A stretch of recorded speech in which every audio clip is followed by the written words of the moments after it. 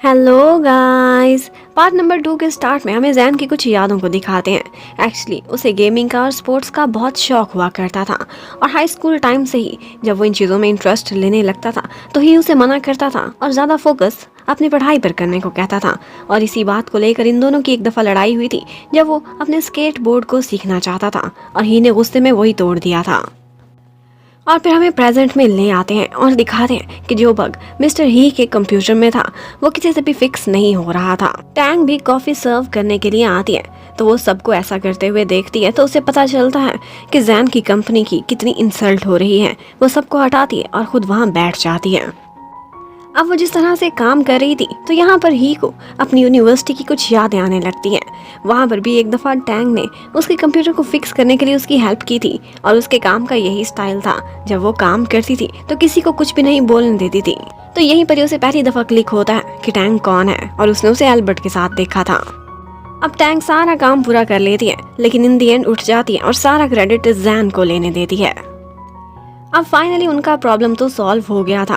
अब जब उनका प्रॉब्लम सॉल्व हो जाता है तो जाते जाते मिस्टर ही रिसेप्शन के पास रुकता है, टैंग का नाम भी पूछता है और उसकी कॉफी की तारीफ भी करके जाता है।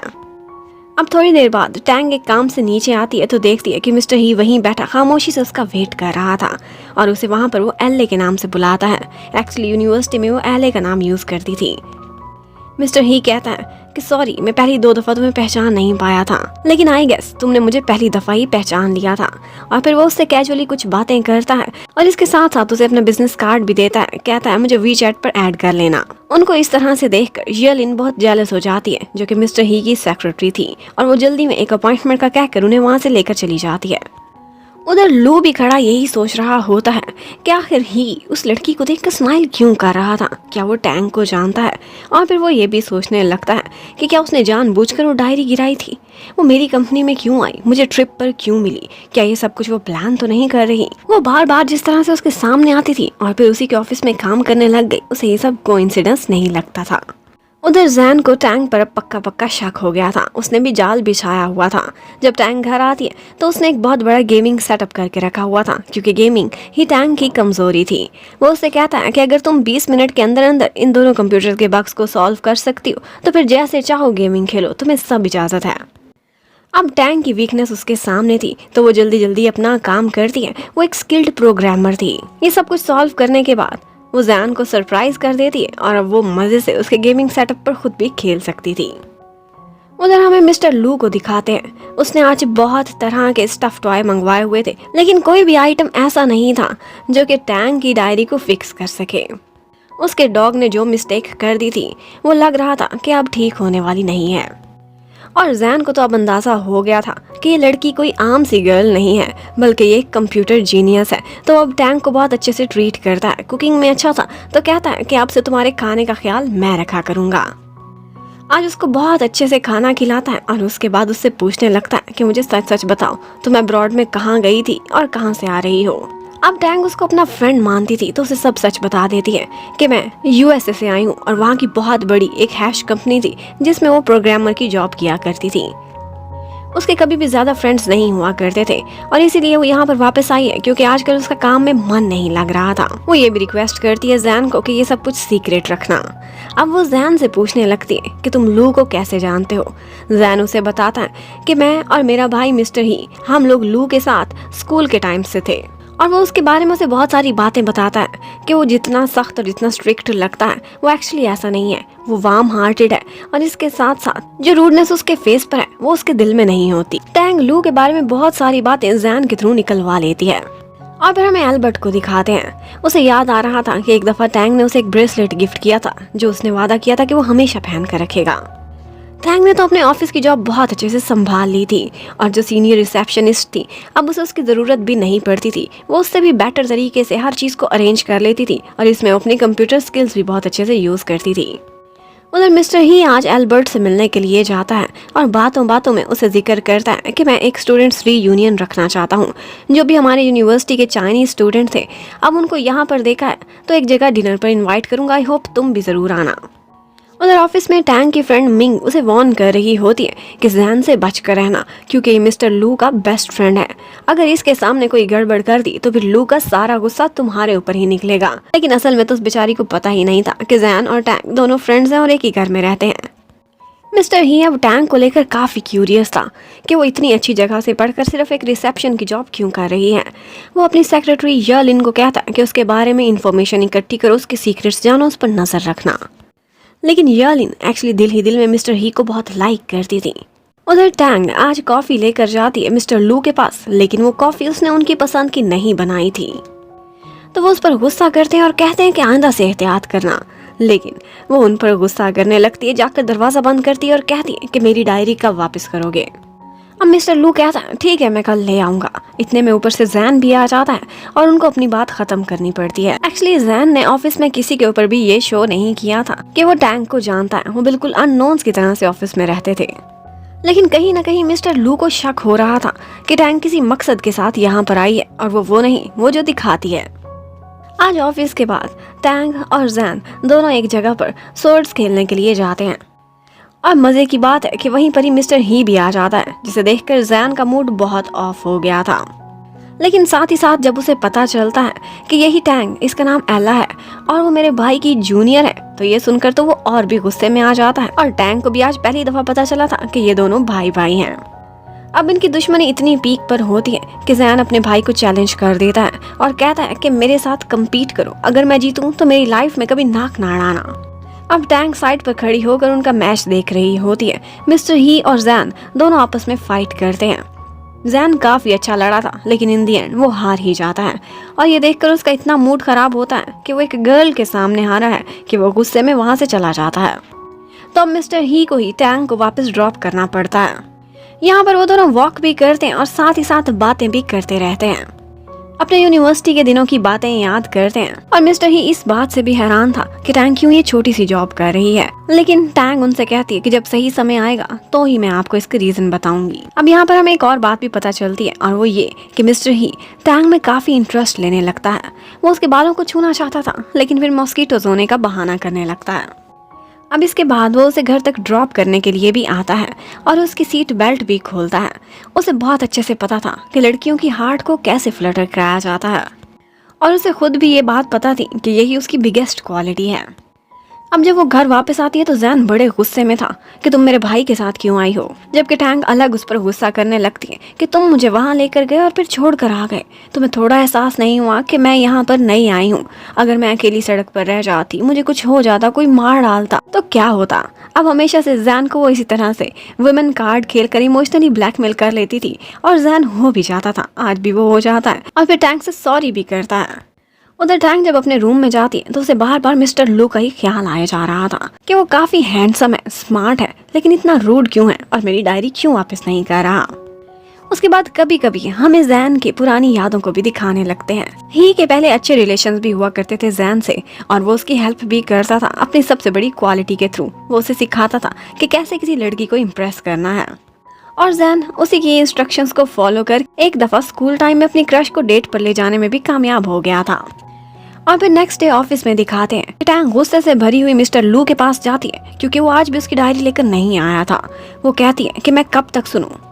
वो उससे लड़ना चाहती थी, लेकिन इतने में उसका असिस्टेंट उसे बाहर निकाल देता है। अब लू को तो बहुत शक हो गया था, तो वो जैन को एक टास्क देता है कि तुम IT डिपार्टमेंट के हेड हो, तो ऐसा करो, इस लड़की का एक टेस्ट लो। मुझे क्यों लगता है कि ये कंप्यूटर जीनियस है। अब उसे ये लगने लगा था कि शायद मेरा राज भी सबके सामने ना खुल जाए, तो मुझे कोई तो चाल चलनी पड़ेगी। जबकि उधर मिस्टर ही को सारी बातें पता चल जाती हैं कि एक्चुअली एल्बर्ट टैंग का एक्स बॉयफ्रेंड है और उसने उसके साथ चीट किया था और एक अमीर लड़की से शादी कर ली थी। वो दोनों हैश कंपनी में इकट्ठे काम करते थे और उसी की वजह से ही टैंग ने हैश कंपनी की जॉब फिर छोड़ दी थी। उधर जैन अब टैंग को ऑफिस में बुलाता है और उससे कहता है कि जो मैं टेस्ट रख रहा हूँ तुम्हारे सामने, इस सब के तुमने गलत गलत आंसर लिखने हैं ताकि कोई भी तुम्हारी रियलिटी ना जान सके। और फिर ऑफिस के बाद मिस्टर ही एक जगह पर टैंग को डिनर पर बुलाता है और उससे कहता है कि मैं तुम्हें स्टूडेंट्स रीयूनियन में इनवाइट करना चाहता हूँ। टैंग ज्यादा लोगों में घुलती मिलती नहीं थी, लेकिन जब वो बार बार कहता है कि अकेले रहना अच्छा नहीं होता, तुम्हें पुराने फ्रेंड से मिलना चाहिए और नए भी बनाने चाहिए, तो वो मान ही जाती है। उसके बाद मिस्टर ही जब वापस जाता है तो अपने लाइब्रेरी में वो अपने पुराने आइटम्स में एक लेटर भी देखता है जो एक्चुअली एक दफा टैंग ने छुपा कर रखा था और मिस्टर ही आज पढ़ रहा था। एल्बर्ट से पहले ही मिस्टर ही के ऊपर टैंग का क्रश हुआ करता था और उसने एक दफा एक लव लेटर के थ्रू उससे अपनी फीलिंग्स भी एक्सप्रेस की थी। मिस्टर ही ये देखकर काफी खुश हो जाता है, लेकिन उसे शायद ये नहीं पता था कि आज की टैंग और तब की स्टूडेंट टैंग ये दोनों बहुत डिफरेंट हैं। उधर जैन घर पर टैंग की पुरानी चीजें देखता है तो उसमें उसने एक प्रिंस चार्मिंग को भी ड्रा किया हुआ था। वो प्रिंस चार्मिंग बिल्कुल आज के मिस्टर लू की तरह लग रहा था, लेकिन ये देखते ही टैंग को गुस्सा आने लगता है और वो कहती है कि कुछ लोग सिर्फ शक्ल सूरत से बहुत अच्छे लगते हैं, सूट भी अच्छा पहनते हैं, लेकिन एक्चुअली वो एक हेजहॉग होते हैं। और ये टॉन्ट ऑफ कोर्स मिस्टर लू के लिए था। उधर ऑफिस में मिस्टर लू टैंग के बारे में काफी क्यूरियस था तो उसे जेसिका के थ्रू पता चलता है कि ये लड़की कंप्यूटर में बहुत अच्छी है और सिर्फ एक क्लर्क की जॉब को फुलफिल करने के लिए इसने जिस तरह के चार्ट्स और प्रोग्राम्स बनाए हैं वो देखने वाली चीज थी। और अब थोड़ी देर बाद जब जैन आकर लू को बताता है कि वो लड़की तो कहीं से भी जीनियस नहीं है, ये देखो उसने फजूल से आंसर लिखे हैं, इवन कि उसे तो माइक्रोसॉफ्ट भी ढंग से यूज करना नहीं आता, में लू आगे से उसे दिखाता है अच्छा तो फिर ये सब क्या है। अब जैन उसके चार्ट्स वगैरह देखकर इम्प्रेस तो काफी हुआ था, लेकिन कहता है इसमें क्या खास बात है, ये तो हमने स्कूल में ही सीख लिया था, उसने भी सीखे होंगे। अब फिर हमें दिखाते हैं कि आज रिसेप्शन पर एक गड़बड़ हो जाती है। एक कोलीग का एक इम्पॉर्टेंट हार्डवेयर जो उसने वहाँ रखवाया था मिंग के हार्डवेयर से मिक्स हो जाता है और मिंग गलती से उस फ्लैश ड्राइव को फॉर्मेट भी कर देती है क्योंकि उससे वो खुल नहीं रही थी। तो अब ये इशू मिस्टर सीईओ तक भी पहुंच जाता है और सारे लोग वहीं पर खड़े हुए होते हैं। वो कोलीग सारा इल्जाम रिसेप्शनिस्ट पर डालती है और उन पर गुस्सा निकालने लगती है कि इतना इम्पोर्टेंट प्रपोजल था जो तुम लोगों ने वेस्ट कर दिया। अब मिंग बेचारी बहुत डरी हुई थी तो उसकी जगह सारा इल्जाम खुद पर टैंग ले लेती है और उसे बचाने के लिए कहती है कि अगर डाटा रिकवर हो जाए तो फिर ये इशू यहीं खत्म हो जाएगा, कोई किसी को दोष नहीं देगा। अब ना चाहते हुए भी टैंग को अपनी स्किल्स दिखानी पड़ती हैं और वो उस हार्डवेयर से सारा डाटा रिकवर करके ले आती है। लेकिन अब की दफा डांट खाने की बारी उस कोलीग की थी क्योंकि उसका प्रपोजल मिस्टर लू को जरा भी अच्छा नहीं। मिस्टर लू ऊपर से काफी रूड और स्ट्रिक्ट दिखता था, लेकिन दिल से वो बहुत सॉफ्ट था और उसे अच्छा नहीं लगा था कि जिस तरह से रिसेप्शनिस्ट को तंग किया गया है। अब बाकी सब लोग तो चले जाते हैं और टैंग दोबारा से मिस्टर लू से अपनी डायरी मांगने लगती है कि वो कल कब आएगा जिसका आपने वादा किया है।